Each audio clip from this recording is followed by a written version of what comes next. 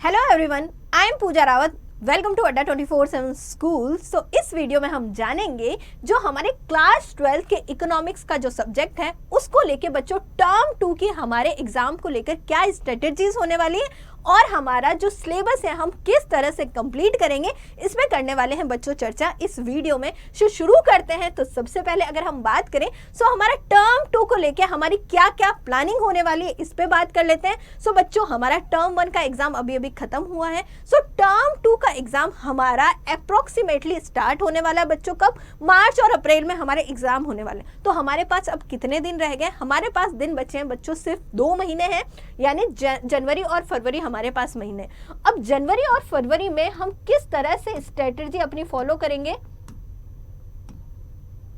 जनवरी की जो स्ट्रेटजी बच्चों उसमें हम क्या करने वाले, हमारा जितना भी सिलेबस है, हमारे पास 2 बुक है, माइक्रो इकोनॉमी और इंडियन इकोनॉमिक डेवलपमेंट। सो बच्चों इसमें हम किस तरह से जनवरी में अपना जो सिलेबस है पहले कोशिश करें कि हम अपना सिलेबस कंप्लीट करें।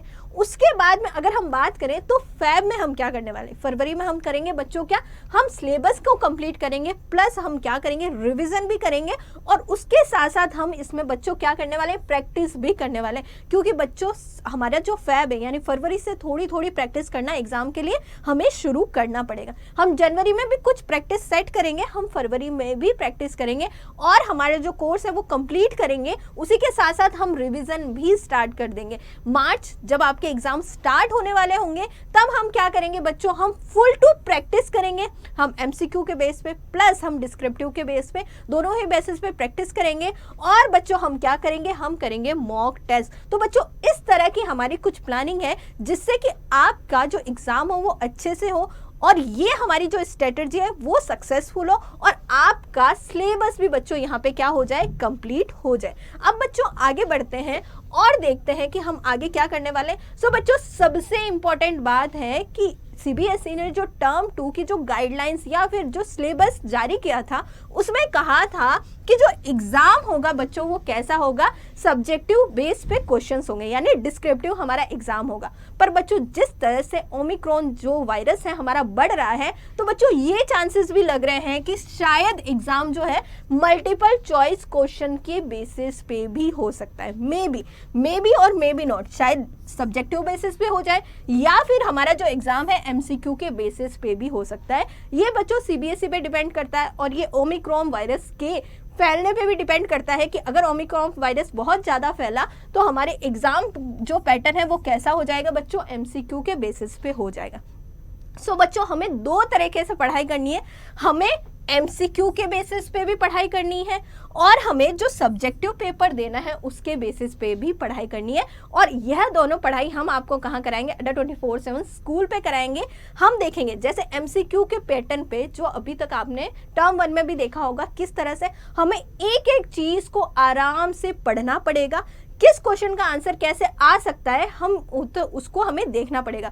हमें बच्चों हमने देखा था एमसीक्यू में क्या होते हैं, एमसीक्यू में बच्चों जैसे असर्शन रीजन के क्वेश्चन आए थे, कुछ हमारे जो है कॉलम्स के भी क्वेश्चंस आए थे। उसी तरह बच्चों जो 1 वर्ड के क्वेश्चंस हैं उनको भी हमें देखना है, यानी एक एक लाइन को हमें एमसीक्यू में अच्छे से पढ़ना था, उसको समझना था। वहीं अगर डिस्क्रिप्टिव की बात करें तो डिस्क्रिप्टिव जो पेपर होता है बच्चों इसमें 1 वर्ड के क्वेश्चन प्लस 5 लाइन्स के क्वेश्चन और जो बड़े जो क्वेश्चंस होते हैं उनकी स्ट्रेटजीज कैसे होगी, उनको कैसे लिखना है, ये हम देखेंगे। सो बच्चों कोई भी एग्जाम पैटर्न हो सकता है आपका, एमसीक्यू के बेसिस पे भी हो सकता है और बच्चों यहाँ पे सब्जेक्टिव क्वेश्चन पेपर भी आपका आ सकता है। ये अब सीबीएसई पे डिपेंड करता है कि वो किस तरह से एग्जाम पैटर्न रखती है। आगे हम बढ़ेंगे बच्चों, अब बात कर लेते हैं हम हमारा जो सिलेबस है, टर्म 2 का जो सिलेबस है उस पर बात कर लेते हैं प्लस हम यहाँ पे अपनी मार्किंग जो स्कीम है उस पर भी चर्चा कर लेते हैं। सो हमारा टर्म 2 का इकोनॉमिक्स का जो हमारा सिलेबस है बच्चों उसमें सबसे पहले ऊपर लिखा हुआ है कि हमारा जो एग्जाम होगा वो कैसा होगा,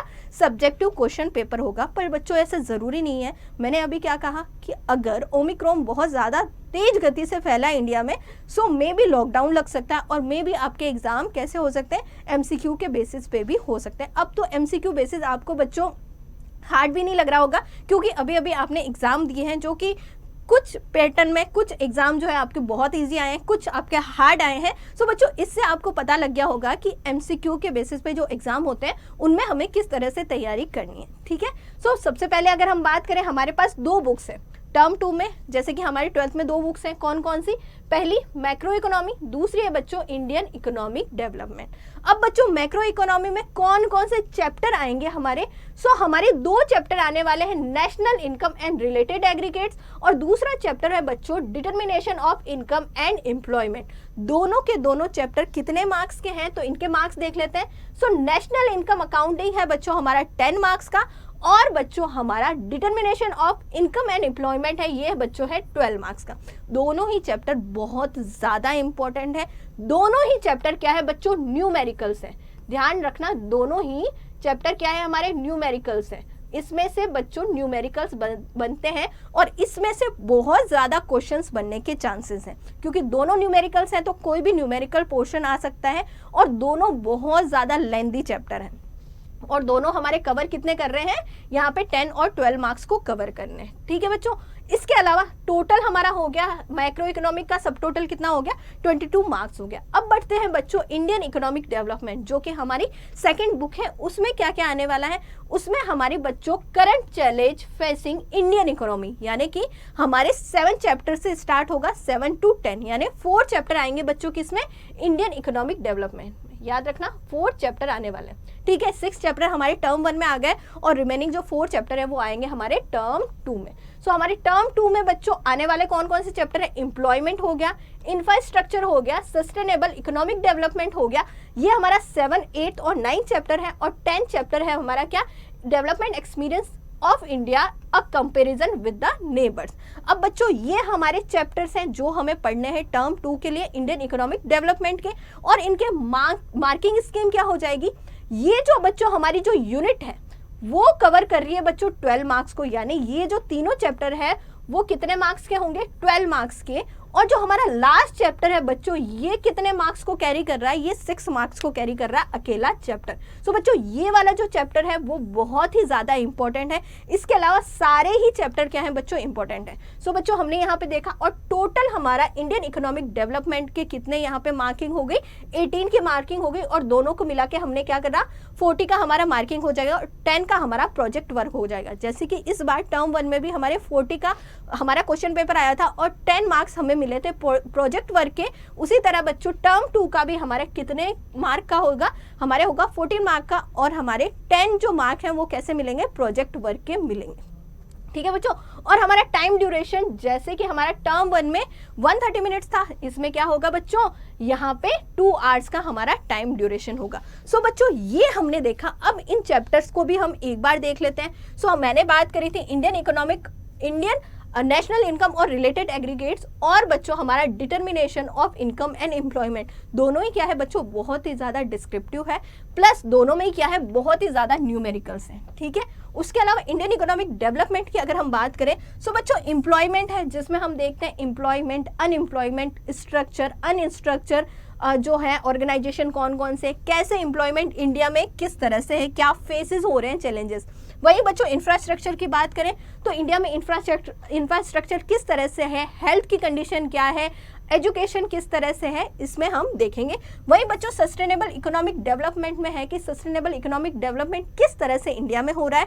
और अगर हम लास्ट चैप्टर की बात करें जो कि हमारा एम्प्लॉयमेंट एक्सपीरियंस ऑफ इंडिया है, इसमें देखेंगे कि जो डेवलपमेंट एक्सपीरियंस है इंडिया का प्लस पाकिस्तान और चाइना का किस तरह से हुआ था, इसमें हम पढ़ने वाले हैं, ठीक है। ये हमारा हो गया बच्चों क्या, ये हमने देखा हमारा सिलेबस जो कि टर्म 2 में आने वाला है, उसी के साथ हमने इसकी मार्किंग स्कीम भी देख ली। हम जल्दी से जनवरी और फरवरी में इसको कंप्लीट करने की कोशिश करेंगे। उसके बाद में हम लग जाएंगे बच्चों की इसमें हमारे एग्जाम की प्रिपरेशन करने में, रिविजन करने में, प्रैक्टिस करने में, प्लस हमारे मॉक टेस्ट को सॉल्व करने में। आगे बढ़ेंगे। बच्चा पार्टी, अब बच्चों थोड़ा चर्चा कर लेते हैं डिलीटेड पोर्शन के बारे में। वैसे तो ज्यादातर आपका सिलेबस जो है बच्चों वैसा का वैसा है जैसे पिछली बार था, पर कुछ जो पोर्शन है उसको डिलीट किया गया। हम देखेंगे कौन कौन सा पोर्शन डिलीट है। सो मैम अगर बात करें सो हमारे पास दो बुक्स हैं, कौन कौन सी, मैक्रो इकोनॉमिक्स और इंडियन इकोनॉमिक डेवलपमेंट। सो मैक्रो इकोनॉमिक्स में जो हमारा सेकंड चैप्टर है नेशनल इनकम अकाउंटिंग, ये हमारा सेकंड चैप्टर है। सेकंड चैप्टर में से मैम एक यहाँ पे टॉपिक को डिलीट किया गया है, that is GDP defaulter. GDP जो डिफॉल्टर है बच्चों, इसको क्या किया गया है यहाँ पे नेशनल इनकम अकाउंटिंग में डिलीट किया गया। वहीं अगर हम इंडियन इकोनॉमिक डेवलपमेंट की बात करें तो हमारी जो इंडियन इकोनॉमिक डेवलपमेंट में जो यूनिट है challenges face by Indian economy, उसमें से बच्चों जो हमारा इंफ्रास्ट्रक्चर का जो चैप्टर है जो कि हमारा 8th चैप्टर है, इसमें से बच्चों यहाँ पे case study on energy problem and policy a critical assessment, इसको क्या किया है बच्चों डिलीट किया है। ज़्यादा पोर्शन आपका डिलीट नहीं किया है, बस एक दो टॉपिक यहाँ पे क्या किया गया है बच्चों डिलीट किया गया है। सो बच्चों याद रखना कि कौन कौन से पोर्शन यहाँ पे डिलीटेड है, ठीक है। आगे हम बढ़ेंगे बच्चों और देखेंगे कि हमारा जो टर्म 2 का जो एग्जाम है उसको हमें कैसे क्रैक करना है। सो बच्चों टर्म 1 के जो एग्जाम हो गए, आई होप सो कि आप सभी के बच्चों के एग्जाम अच्छे होंगे, और कुछ बच्चों के कुछ एग्जाम जो है थोड़े बहुत एवरेज या अच्छे नहीं हुए हैं। सो बच्चों हमें टर्म 2 के लिए बेहतर तैयारी करनी है, हमें एक बेहतर रिजल्ट देना है। सो हम कैसे तैयारी करेंगे, हम पहले करेंगे बच्चों फुल टू कॉन्सेप्ट पे कवर करेंगे, देन कॉन्सेप्ट के साथ साथ क्या करेंगे हम रिवीजन भी करते जाएंगे ताकि हमारे कॉन्सेप्ट और ज़्यादा स्ट्रांग होते जाए, चाहे एमसीक्यू के बेस पे एग्जाम हो रहा हो चाहे सब्जेक्टिव एग्जाम हो रहा हो। उसके अलावा बच्चों हम लास्ट में क्या करेंगे, हम करेंगे मॉक टेस्ट, और जितने ज़्यादा मॉक टेस्ट या जितने ज़्यादा सैम्पल क्वेश्चन पेपर हम सॉल्व करेंगे उतने ही ज़्यादा हमारे कॉन्सेप्ट यहाँ पे क्या होंगे बच्चों, क्लियर होंगे। सो बच्चों ये थी अड्डा 24/7 की इकोनॉमिक्स को लेकर मेरी स्ट्रेटेजी, यानी पूजा मैम की स्ट्रेटेजी। अब आपकी क्या स्ट्रेटेजी है तो मुझे मैसेज करके ज़रूर बताना, कमेंट करके ज़रूर बताना, और बच्चों ऐसे ही वीडियोज़ के लिए अभी सब्सक्राइब करें हमारा चैनल अड्डा 24/7 स्कूल, और इस वीडियो को बच्चों लाइक करना ना भूलें।